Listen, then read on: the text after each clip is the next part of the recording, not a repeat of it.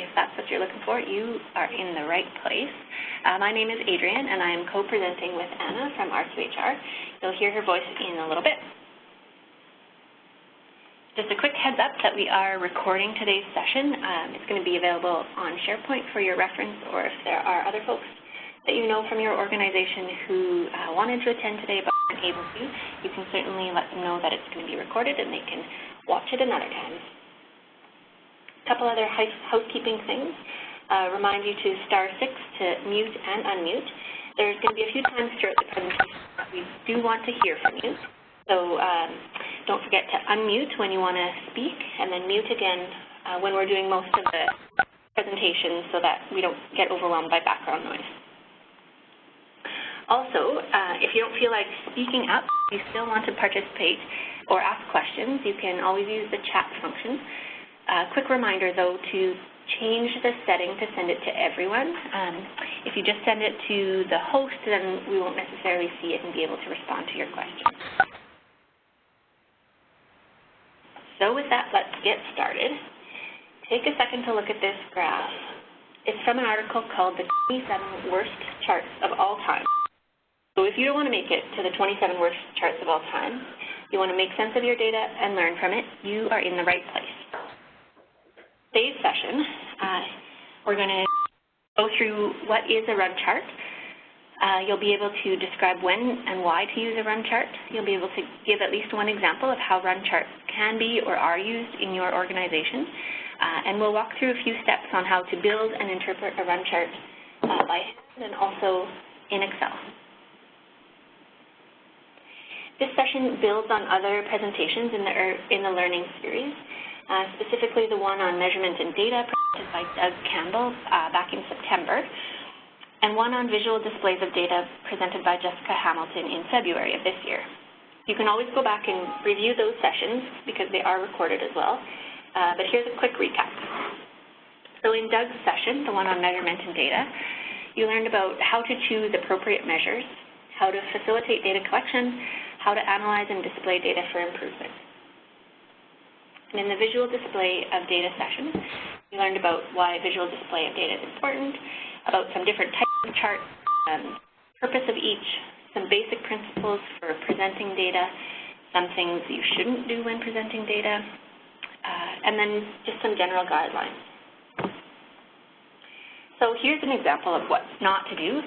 Saskatchewan unfortunately made it into this article of the 27 worst charts of all time.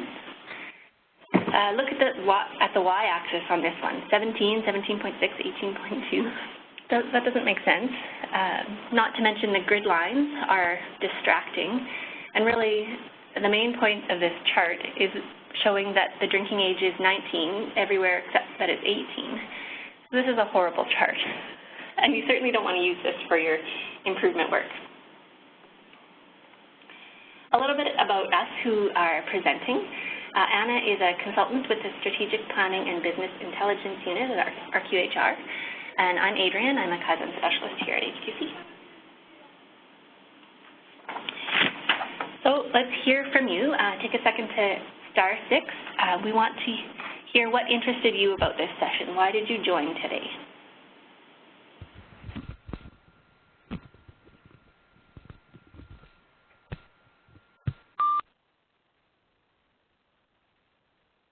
I can ask it a different way.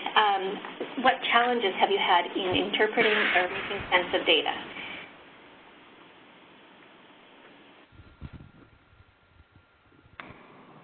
It's Carrie Lynn in Prairie North. I'm currently working with the team who's looking at how we do our financial reporting, and I had lots of questions after meeting with them just yesterday actually about how to compare different types of data. So we have just a database full of information about payroll, about paid time, about just everything you could possibly want to know, lots of codes.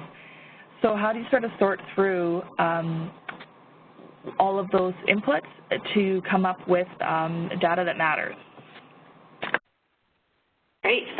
It's a blessing and a curse to be swimming in data sometimes, hey? Good. Thanks for sharing, Carrie Lynn. So what is a run chart? Well, run charts look like this.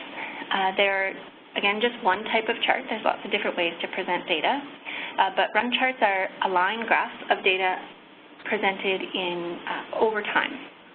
Data is kept in time order, so you can see the flow of the data. Run charts help answer the questions: how much variation do we have in our process? Is the process changing significantly over time? If we've made a change, has our change resulted in an improvement? And have we held the improvement? We often see data in improvement projects presented as before and after, or some other kind of summary statistic. What if you saw this graph? Assuming that less is better, would you celebrate? Most people would say, yeah, we would. What about when you see this graph? It certainly tells you some more information. It still looks like the change that you made in week 7 has made an improvement, but this certainly presents a stronger case, which is really important because showing before and after snapshots can hide a lot of information and lead to misleading conclusions. Let's take a peek at some other ones. So what about this one? Those 2 red points there are the same 2 points from the bar graph that was presented earlier. What about this one? So where the change was made in week 7, it doesn't really look like the change has made an improvement. The points that we picked for the before and after snapshot just happen to be a high and a low. What about this one? Here it looks like some other change that was made before week 7 is having an impact because the data is decreasing over time, beginning before the change. In this case, it might be because of the fact that we're measuring something on a weekly basis, the data is decreasing. What about this one? I think this one shows that the change that we made initially made an improvement for a few weeks, but now things don't seem to be holding. We're losing the gains that we made. This one, again, it looks like something else, not the change that we made in week 7, is having an impact. And finally, this one looks like our before data point was actually just a fluky high point. The system of data is actually quite stable. So all of this really goes to show that collecting and showing data over time can tell you so much more about what's going on in the system and can really help us learn more accurately if the change that we made is yielding an improvement. It does really allow us to ask some smarter questions, generate more learning, which can lead to better implementation and sustaining of improvement ideas. So showing data over time is a key feature of run charts. The other key feature is the center line. The center line of a run chart is the median. The median, again, is a physical midpoint of the data where half of the observations fall above and half fall below. The other measure we often hear about is the mean or the average, which is different from the median. The average isn't necessarily the physical midpoint of the data because it can be pulled up and down by outliers, whereas the median is not affected by outliers. It's always the physical midpoint of the data. To calculate the median, you start with a set of data, and the first step is to sort the data from highest to lowest, including every number, even if it appears more than once. Next, we start at the top and cross it off, and we go to the lowest and cross it off. And we continue to do that until we get to the middle, where there's one number, and that's our median. In the case where there's an even number of data points, you'll take the middle 2 and average those, and that will be your median. Of course, you can do this in Excel, and we'll show you how to do this in a quick and easy way too, but it's always nice to know how to do it by hand. So in a pinch, you can do it if you need to. So when do you add the median? The general rule in improvement is to wait until you have at least 10 to 12 data points. In this case, you would plot your data for about 10 to 12 time points without adding a median, and then you would calculate and add your median to the chart. In this case, it's 45.5. And continue to add the update the median line every time you add a data point until you have 20 data points. In this case, the median moves upwards and then back down to 45.5. So after 20 data points, you can freeze the median and extend it out into the future. You don't want to update your median after that point until you see a change in your data using the REM chart rules, and we'll talk about those in a minute. I do have to say, though, that this is really the ideal way to add a median. We often don't have the luxury of waiting for 20 data points, especially if our data collection is on a weekly or even monthly basis. So the main point is to add a median only after you have a good understanding of your baseline and before you make any changes. You might even consider more frequent data collection to get a good understanding of your data. But the rule of thumb is to wait until you have about 10 to 12 data points before adding a median. The other key feature of a REM chart are annotations. These are just notes of important events or changes that you tried, and you make them right on the chart. This gives people who are looking at the chart some information about what was going on at the time and what might be responsible for some of the changes that you're seeing. So with that, I'll pass it over to Anna to talk about when and why to use REM charts. Thanks, Adrienne.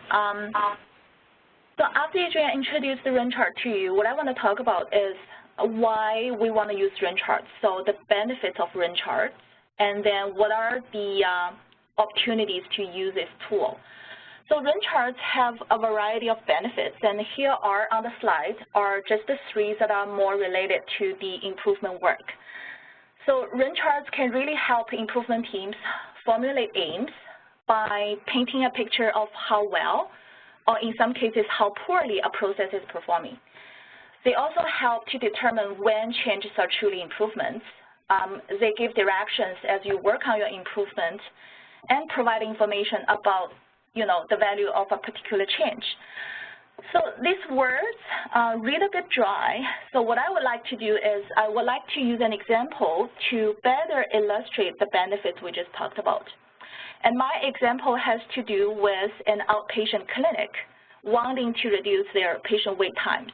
I'm sure a lot of you would be very familiar with my scenario, as reducing wait time has been the focus of a lot of our improvement work. So here is my scenario.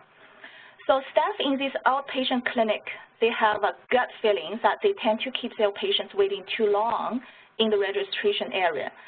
They want to make improvement, but they don't have a baseline data, and they don't know what to aim for their improvement.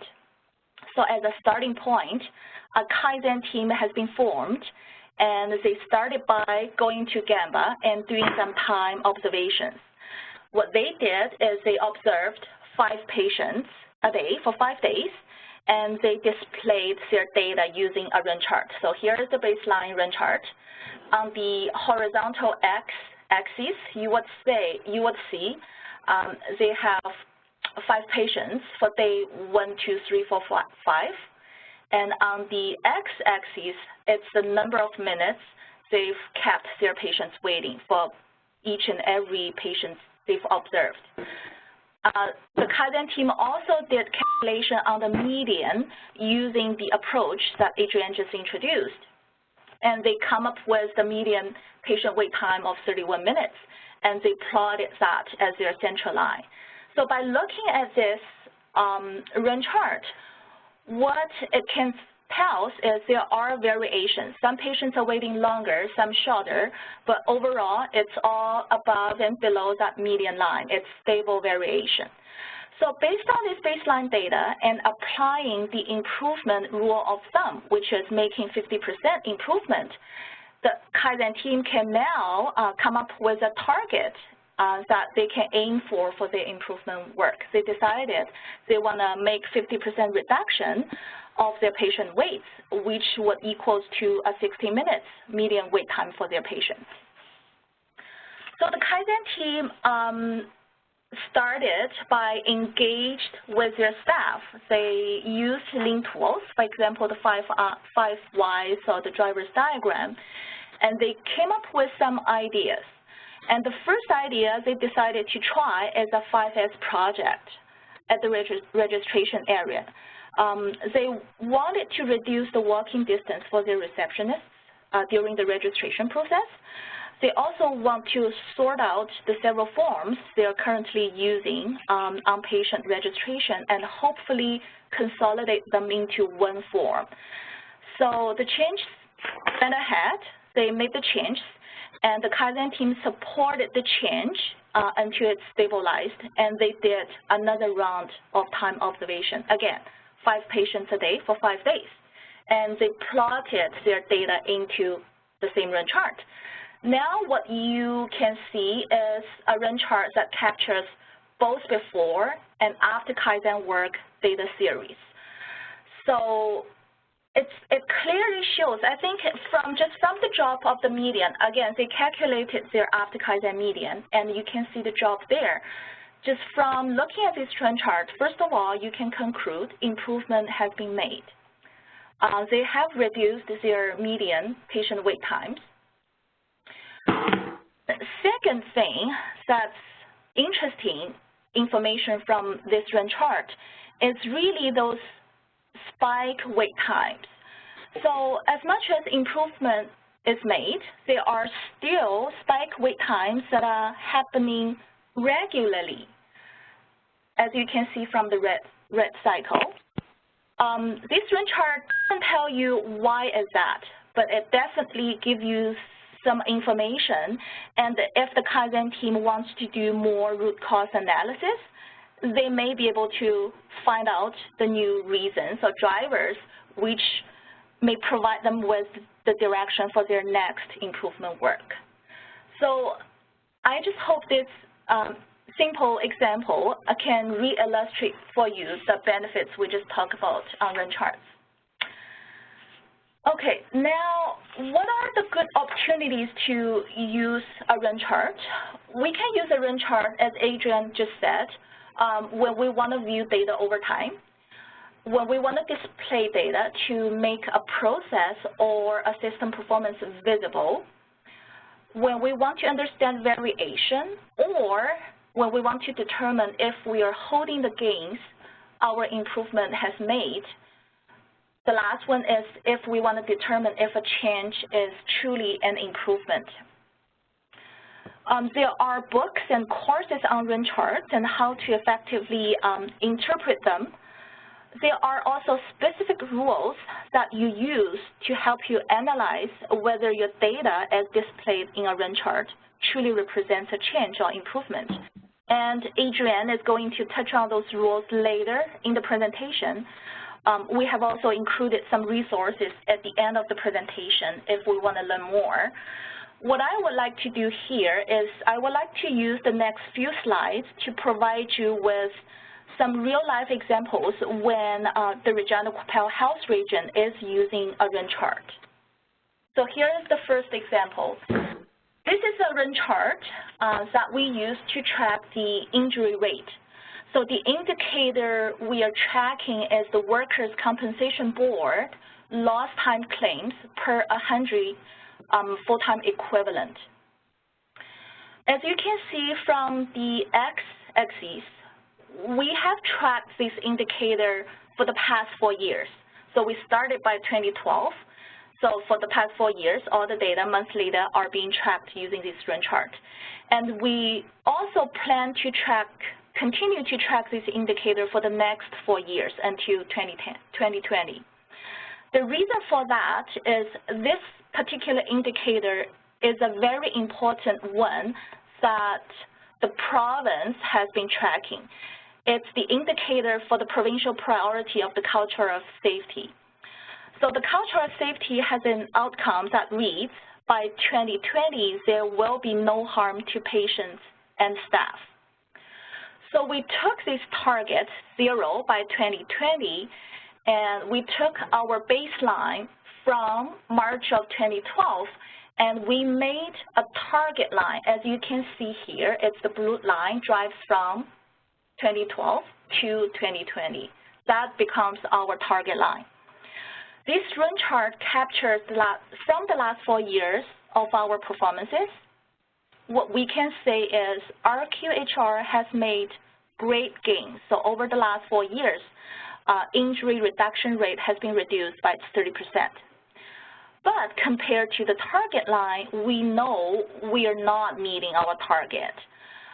As you can tell, this target is quite a stretch target, but at the same time, our senior leadership team has said we just can't have any other target because any harm to patients or to staff is too much. So we will continue to track our performances over the next 4 years and do work to help us improve on that indicator. So that's the first example. This is the second example. It is the total paid hours by week. This graph is being monitored by the senior leadership team, and it is being communicated to the entire organization on a weekly basis. At the beginning of the session, I think Carolyn, I think that's the name, she had a question about what to do with all sorts of budget-related indicators, overtime, sick time types of indicators. In our health region, in RQHR, we group them all into paid hours, and that is particular indicators that we track. This particular graph, run chart, has the regional total number, but at the same time, if our managers, our directors or EDs or VPs, if they want to get their unit-specific or program or department-specific data, they can get it in such a format, a run chart format, from our finance department.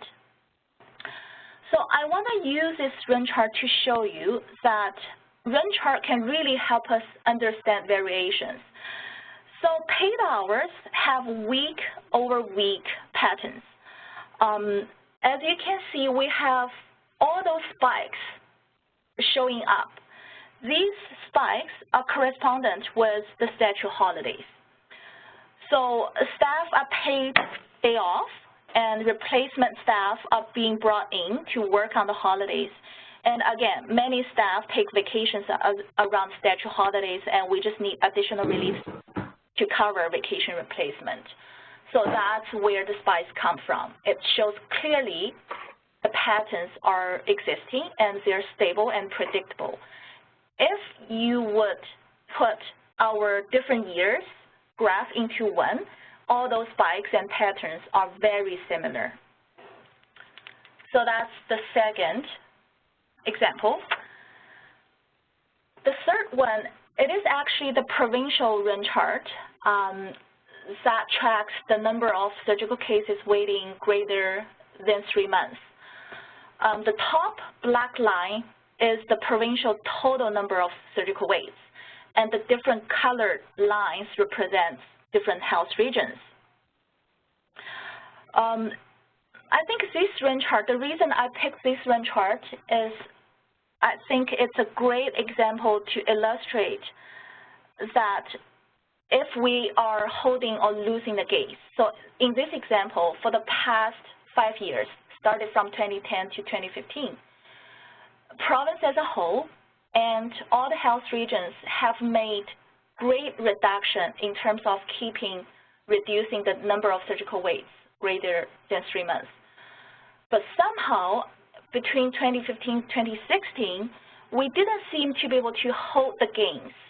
All the lines touched the bottom, almost touched the bottom, and they started to bounce up towards the wrong direction, which means that the number of surgical waits are increasing. This run chart didn't provide us with any reason, but I think more analysis is definitely required if people want to understand and do something about it. But as an example, it clearly shows you that as a province as a whole and different health regions, we are losing the gains we've made over the past 5 years. Okay, last example. This run chart tracks the bed occupancy rate, the percentage of bed occupancy rate at the Regina General Hospital. Our patient flow department tracks this occupancy rate on a monthly basis. And in this particular run chart, we have annotations, so those text boxes in there to explain the major changes that have been introduced in an effort to reduce the overcapacity issue. Adrienne will talk more about run chart rules that can help with identifying if a change has resulted in improvement. What this run chart can show pretty visually is the fact that despite all the efforts, we haven't been able to reduce the bed occupancy rate. And as a matter of fact, we can even identify an upward trend with it. In other words, it's very safe to say that the changes we made so far haven't yielded the improvement results we are looking for. So again, this run chart doesn't provide you with root causes, but RQHR has done a great deal of analysis, actually applying a variety of lean methodologies. They went on Gamma, they did driver's diagram, and I was involved in the visioning session where different service lines and departments came together and did value stream mapping for the patient journey. So through those analysis, one important finding RQ found was that it's not enough to only focusing on making changes in the acute care setting. And as a result, what we are now focusing on is to provide the right care in the right place at the right time by the right provider, which means we are focusing on providing better community care, first of all, to prevent people, so people with chronic conditions, to prevent these people coming into the emergency by managing their chronic conditions better in the community.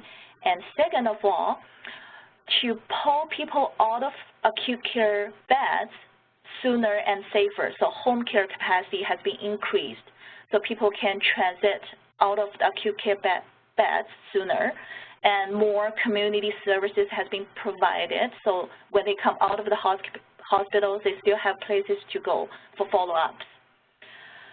So this chart played a very important role in identifying as a system we have to look at prevention and better community care to support the overcapacity issues faced by the hospitals. So that's it from me, from Regina Coppell Health Region's examples. I wanna ask you, what examples have you used or have you seen in your organization? Do you feel they help you tell the story of your work? Just a reminder, you can unmute so you can speak to us, or you can chat, use the chat function here.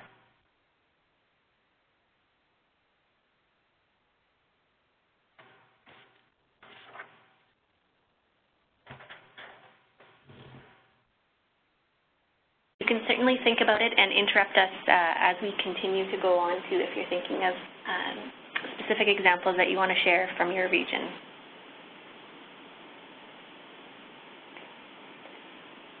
If there's nothing right off the top of folks' heads, we'll continue on to talk a little bit about the rules. So we've mentioned this a few times, and there are actually rules that are based on probability that can tell you whether the change that you're seeing in your run chart is a real change or if it's just due to chance. These rules are often called a signal. They're a signal that a non-random pattern is happening in the data. It means that there's less than 5% chance that the change that you're seeing is due to chance. So let's check out these rules. First, would you take a look at this graph, and would you buy this as showing improvement? Most people would say yes, because there's a fairly clear decrease, drop-off in the data after about week 16 or 17. But what about this one? Would you buy this as showing an improvement? Most people might say, yeah, maybe not, or I'm not sure. And that's because sometimes we just need an eyeball test to interpret the chart. But other times we do need some sort of criteria to work through to determine whether a change has occurred. And so the run chart rules look for times when fluctuations in the data are more than what we would expect from normal fluctuations. Because we don't expect any process to remain exactly the same every time we measure it. And so the rules are looking for unusual patterns. that suggests something good or bad is going on and we need to go investigate. So there's 4 run chart rules that we use, and we'll go through each one, and we'll practice using some of RQHR's charts that Anna has showed already. So the first rule is a shift. This is where there are 6 or more consecutive points, either all above or all below the median. And when you're looking for a shift, you'll skip values right on the median and continue counting the points. If there's values right on the median, they don't make or break a shift. And we do have resources for this posted on SharePoint, so don't feel you need to take notes madly as I go through the rules. Here's an example of a shift. So where there are 6 or more points below the median. So something is obviously going on here. The second rule is a trend, which is 5 consecutive points all going up or all going down.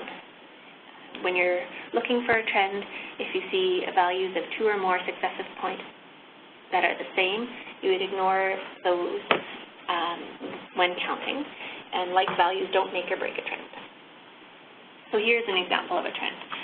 So clearly there are 5 or more points continually going down. Something is happening here. This is a non-random pattern in the data. The third rule is number of runs, and this is often the hardest one to understand. So I think about it this way. If you were to flip a coin 50 times, over time there'd be a similar number of heads and tails, although the results of the head or tail wouldn't be equally spaced over time. You're not going to get heads, tails, heads, tails, heads, tails. But you are going to see some regularity with which you'll get heads and then tails. And so the same thing applies to data that you're collecting for any process that you're looking at. If only chance were at play, there'd be a regularity with which you'd see the data above and below the median. And so rule number 3 is really trying to see if there's something non-random going on by looking to see if there are too many or too few crossings of that median line, which is called a run. So here's what you do to test for rule number 3. The first thing you need to do is count the number of data points that don't fall on the median. Then you count the number of runs, which is the number of times the data line crosses the median, and then you add 1. Then you look up the values in a fancy-dancy table, which again we'll show you and reference this on SharePoint. If the number of runs is below the lower limit for what you would expect for normal variation, you'd have too few runs. If it's above the upper limit, there's too many runs. And in either of those cases, something non-random is going on.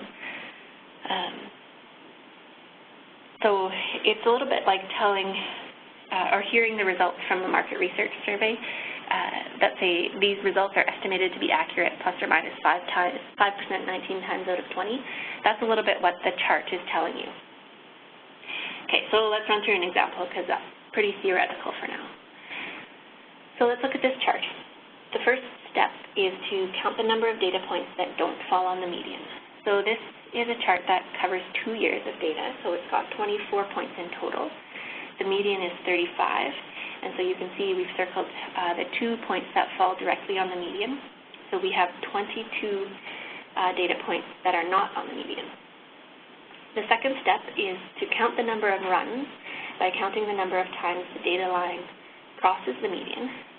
So 1, 2, 3, 4, 5, 6, 7, 8, 9 times it crosses. And then we add runs, so we've got 10 runs. Now we go to our fancy table that's based on statistics, and we use the far left-hand column for the number of data points on the run chart that don't fall on the median. So in this case, it was 22. So the lower limit for the number of runs is 7, and the upper limit is 17. So that tells us and our number was 10. So 10 falls in between 7 and 17, which means it's normal variation. There's not too many runs or too few runs. So quick recap, because I know this is a lot of steps in this. So you count the number of data points that don't fall on the median. Then you count the number of runs, the number of times the line crosses the median. And then you look up the value in the tables to look for too many or too few. Again, in this case, it's just normal variation. The last rule is the easiest rule, so give your brain a bit of a break after rule number 3. It's astronomical, so data that is blatantly, obviously different, and everyone looking at the chart agrees that it's unusual. Not necessarily the high and the low of a chart, but something like this, where clearly this one data point is out of the ordinary compared to the rest of the data. So remember to look for all 4 rules each time, and finding a change or a signal using any one of the rules is evidence of a change. So let's practice. Again, this is a quick cheat sheet that if you wanted to print off, we've got it posted on SharePoint for you to print and post somewhere that you can see on a regular basis and use. So let's take a look at RQHR's injury rate graph. We often do see charts as a burn down, and anytime we have data over time, we have the opportunity to apply these on-chart rules, and they can help us learn new information and maybe ask some new and different questions. So the first thing we need to do is to add a median. The other thing that I've done here is to make the data points a little bit bolder so you can see where the data actually starts and stops. So in this case, we added a median using the first 12 data points. And we're looking for a shift as the first rule. So 6 points in a row on one side of the median. And we do find a shift kind of between March and June of 2013. The second rule is a trend, where there are 5 points in a row all going in the same direction. So again, yes, there is a trend right around that same time. So something is happening in a positive way around injury rates around March to June, December through June of 2013. Rule number 3, so I've just zoomed this up a little bit closer so we can see. The number of data points not on the median in this case is 48, and there are 10 crossings of the median. If you count those arrows, there should be 10 crossings of the median. We add 1, so there are 11 runs. So now we've got the information we need to go to this chart, and normal variation for this system, when we look it up in that table, is between 18 and 32. In this case, there are only 11, so there's less crossings of the run of the median than what we would expect, meaning that something non-random is going on. There's some change here. Lastly, the fourth rule is astronomical. So it doesn't seem to be any astronomical points to me. There is certainly highs and lows, but nothing that is clearly out of the ordinary. But 3 out of the 4 rules did tell us that there's something going on. And just by looking at the data, it does look like there might be a new system going on here. So the team might talk about this a little bit more and readjust their median to see if their more recent efforts are making a difference. And we noticed a trend and a shift early on, as well as too few runs. So we can adjust and create a new midline in this case. So for this new midline, we used the data from fiscal year 2013-14, and creating this new median, you can then apply the rules to this new system. And overall, the data does show that there's a significant decrease in 12-13, as we mentioned, but then the data does plateau for a little while. But now in 15-16, there does look to be some more data points that seem to be falling below the median, but we don't quite have enough data to be able to make that assessment just yet. But application of the rules can certainly help to determine if this change is going to continue to be an improvement. Next, let's look at the bed occupancy. This was an interesting one that has lots of focus on it in RQHR. So again, the first thing we need to do is to add a midline. So the median here is illustrated in blue.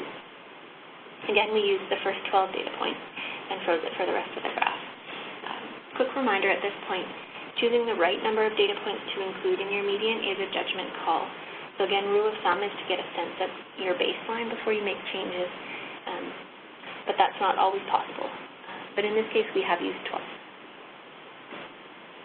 So when we look for the rules, first we look for a shift, and it actually looks like there are 2 shifts in bed occupancy where there are 6 points above the median. So one circled in red and one circled in yellow. So something happened here with bed occupancy at RGH, unfortunately in the wrong direction, as Anna was pointing out. But when we look at the rest of the rules, there are no trends, there doesn't seem to be too many or too few runs or any astronomical points. But what this data chart can show fairly visually is that despite all of the efforts we've made, RQHR hasn't been able to reduce their bed occupancy rate. And so in order to get to the root cause, RQHR has done a great deal of analysis and applying various mean methodologies. And as Anna mentioned, they're looking certainly outside of acute care to find solutions for this.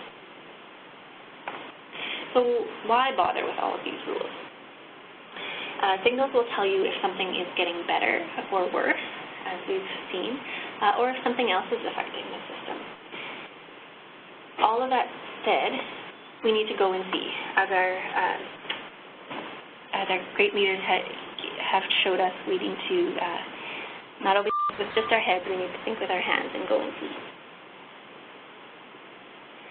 If you are looking at all of these fancy Excel graphs and wondering if you can do this and apply these run chart rules, you certainly can. We'll go over some of the basic ways to do this in Excel, but don't feel you need to if Excel is not your thing, because you can certainly do it by hand. But I'm going to take an impromptu pause here and see if there are any questions or comments from the audience before we move on to how to make these charts in Excel. Feel free to use the chat function as well, or *6 if you want to unmute.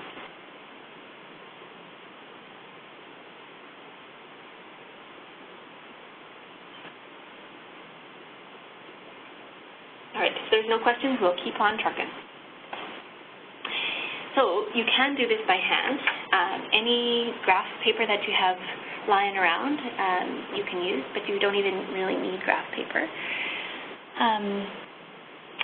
Sometimes I've actually found that doing a run chart by hand or any chart by hand really helps you be really clear about what your operational definitions are for your data, as well as your data collection processes early in your process. So for example, this one, do we want to collect data on Saturday and Sunday? You can see on the x-axis we show day of the week. If we do, great. If not, how are we going to show our data? It also helps you predict or make some kind of prediction on what highs and lows are so that you can draw your scale appropriately on the vertical axis. So doing it by hand is certainly good and good practice, and you don't need to use Excel if that's not your thing. If you do make it in Excel, I'm going to pass it over to Anna to walk through some main steps on how to do this. And again, we've got some resources posted on SharePoint if you need, if you want to walk through this better in your own time. So over to you, Anna. Okay. So if you do want to use Excel, there are some main steps you have to follow. It's not hard at all. Let's look at how we do it. So first step is really to data entry. You have to enter your data. So you would take a spreadsheet, and for the column A, you would put in your time unit. So whether it's by day, week, or month, that's where you're going to plot in your time unit. So column B is the data you're going to need to put in the data for what I would call the measure of interest. So whether you are measuring the wait time, as what the example shows here, or if you are measuring the number of injuries, the dollars spent, the time, whatever measure of interest, you use that column B to put in your data. Once data entry is done, you highlight all your data, and you give order to Excel so the Excel can make a graph chart for you. So you go to the top and select the tab that says Insert, as red circled here. Click on Insert, and then from the underneath ribbon area, you go to the Line tab and click on that. And then from the drop-down window, you click on the 2D line. That's your order to the Excel sheet, and it will make a graph for you. So there you go. There's a graph that Excel has just made for you. And to better display the data, I've done some cleanup on my graph, and this is where you could go in to make some changes. Again, this example, what I've done is I've got rid of the grid line. I've increased the font of my axes, and I've also get rid of my legend, which is a duplication from my title. So at the top of the Excel sheet, there is a tab that reads Chart Tool, and if you click on the legend, and I've used the red arrow to show you where I went in to do all my all the cleanups, and you can definitely go in and do more as well. So after you come up with a line graph, the run chart, another thing you want to do is to add a median. So what you would do is you would take column C, put a title median, and in the cell below, you can use a formula to do the median calculation for you. So you would type in equal, and then you type median, give it a bracket, and then you have to select all the data that you wish to include it in the median calculation. So in this case, I've selected from cells B2 to B16. So after you selected all the data, you give another bracket in your formula, and then you hit enter. And Excel will calculate your median value for you, and in this case, it's the value of 5. And you can just copy and paste that number into the cells below. So that's your median, and Excel will come up with the median line for you as what's shown here. You can also add your data label in the chart, change your lines, and put in annotations, whatever you want to do to help tell your story better. So that's the easy and simple steps to make a run chart from Excel. We put in, as Adrienne said, some more resources on the SharePoint if you want to learn more. So if you go into the SharePoint from the KPO network, you go into Learning Series and Spring Summer 2016 under Run Charts. There are the extra resources you can use. That, I think, is probably it for our presentation. As a quick recap, today we've talked about what is a run chart. We reviewed what are the benefits of using a run chart and provided you with some real-life examples of when RQHR is using a run chart. We also introduced the 4 rules that can help you explain your data and run chart.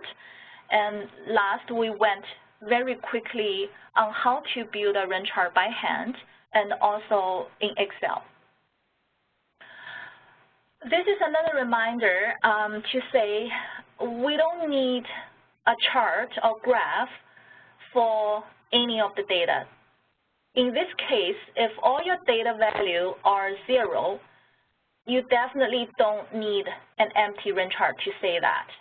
So trying to stay out of that worst chart ever list.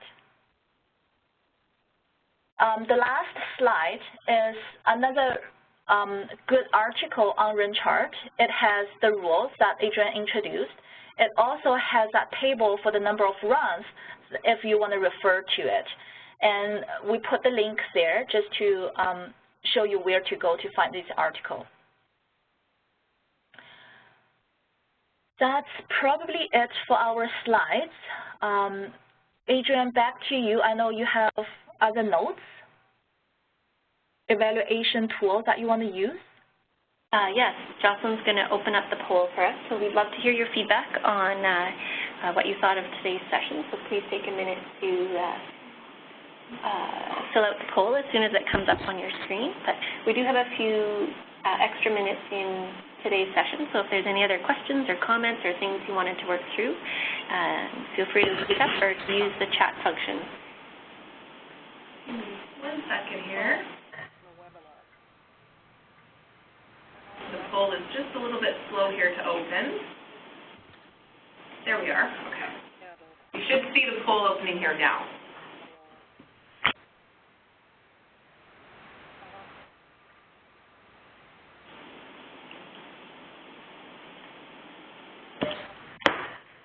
So Carrie Lynn, if you're still on the line, do you have some ideas of how you might go through some of your data from your finance department? Well, I think that I definitely, a lot of it has been put into bar charts, which is really hard to see and doesn't tell the story as well as the line chart. So I'm more confident in my decision to go back and my ability to go back and explain why. And I really like seeing that whole year. Anna showed the week 1 through 52 of finance information and being able to see the trends. That will be helpful. Well, good. Glad to hear. And if I could add on, so that run chart, paid hours total, as I said, different unit can get their unit-specific data, but different unit may, by looking at the run chart, if they do more analysis, find different problems. So for some units, it's probably the problem of overtime. They use more overtime. For others, because paid hours covers all, so others may found that because of their churn, they have much of orientation cost. And so different problems can be identified that provides different units with kind of the focus for their improvement target as well.